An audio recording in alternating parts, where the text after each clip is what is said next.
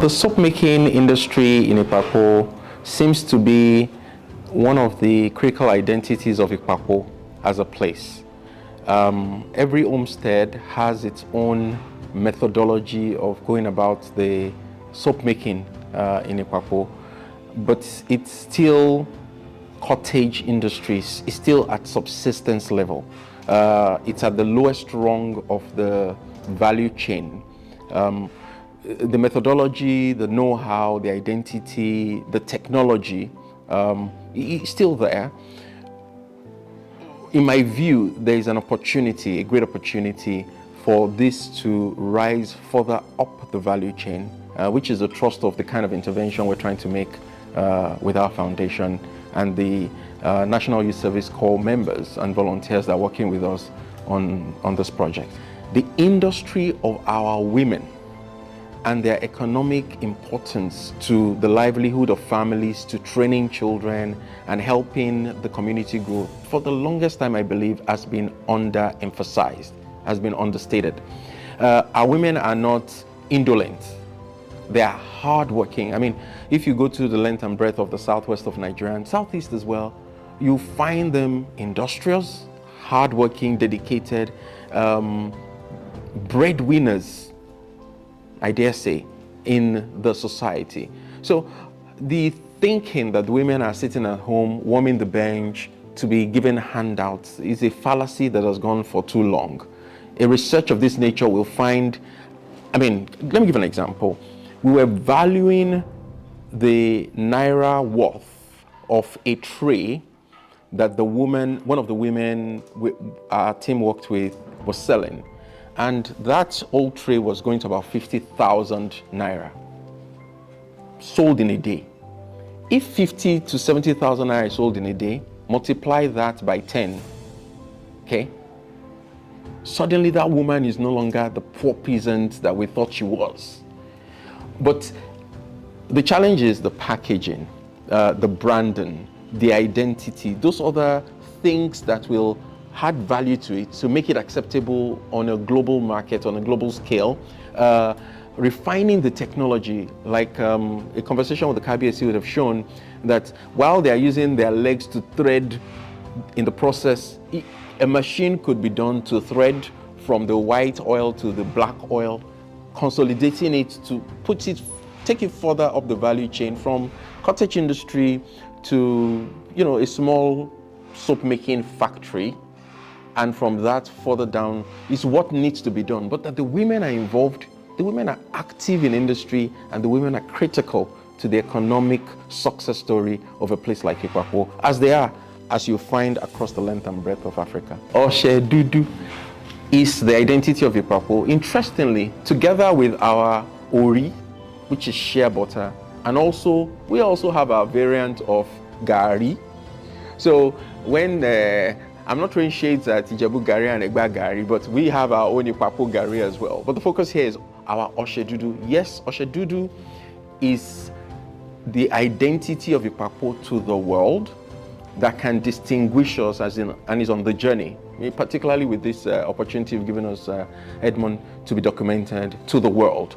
What we're trying to do at the Beulah Adeoye Foundation, working with Ipapo and the National Youth Service Corps members working with us on the project and the volunteers, is that by the time we had the branding, we had the funding for them to upscale, so from subsistence level to cottage industry.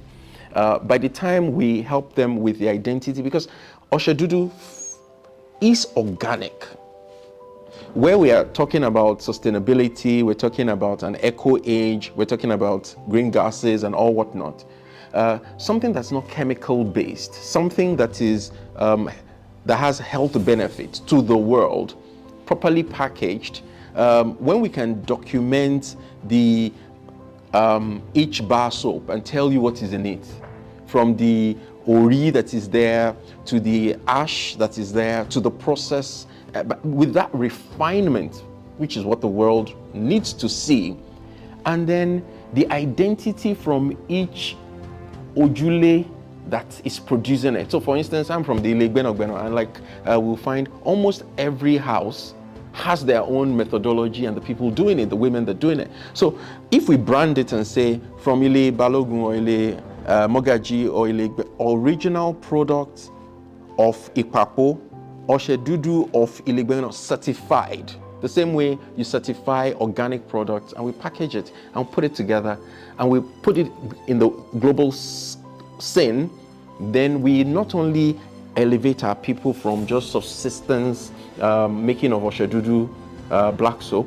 we also elevate them, give them visibility to the world in terms of their craft that has been there for ages and ages, and the technical knowledge is still resident in the family.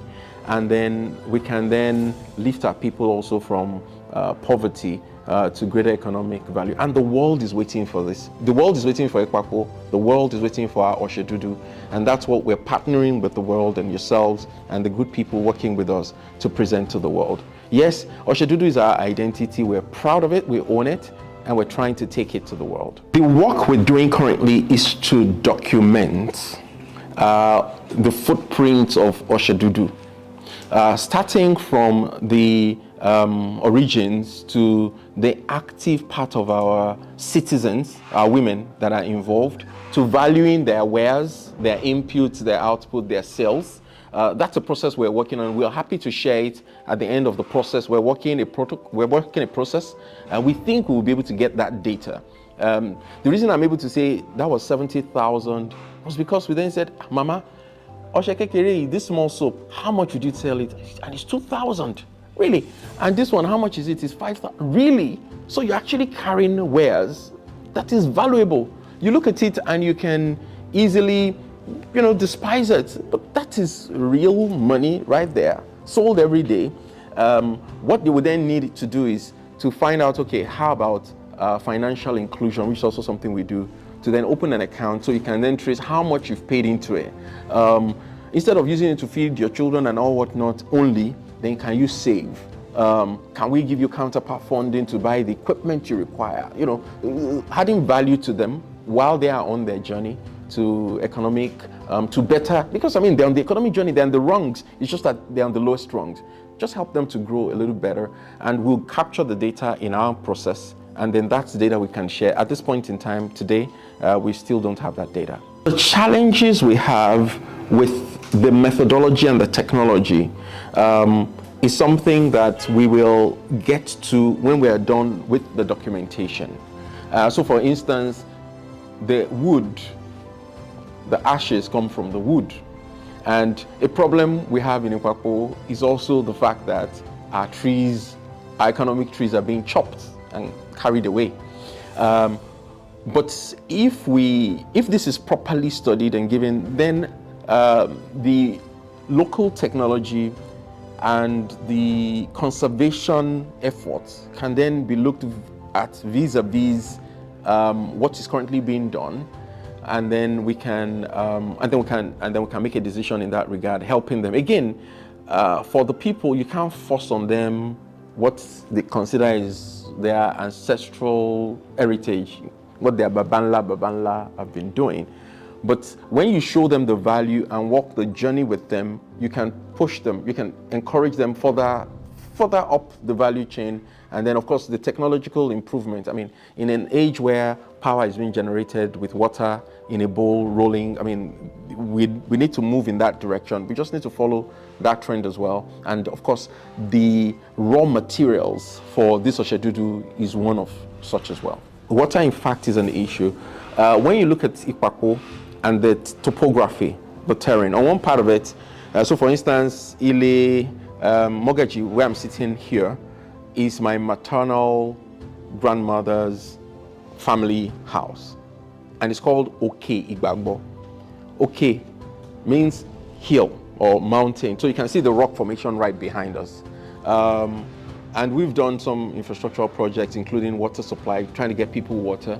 And at 120 meters, we've still not hit water. We're going to 150 meters, and hopefully we will hit it. If we don't, we'll still go down. So clearly that's a problem. Interestingly, in Ipapo, it then depends on when you drive through the town, it's on two sides. This line has water. The other rocky side is difficult to get water. So part of the project we're working with the KBAC and the communities to see how we can bring water through some of our interventions and working with some of our partners to bring water into Ipapo. It's an intervention that's ongoing. In the Ilegbeno, we've built a community borehole. That's the example I cite, and with all the water, all the efforts we've done, we've not hit water. So we're working together with the community to see how we can improve water supply.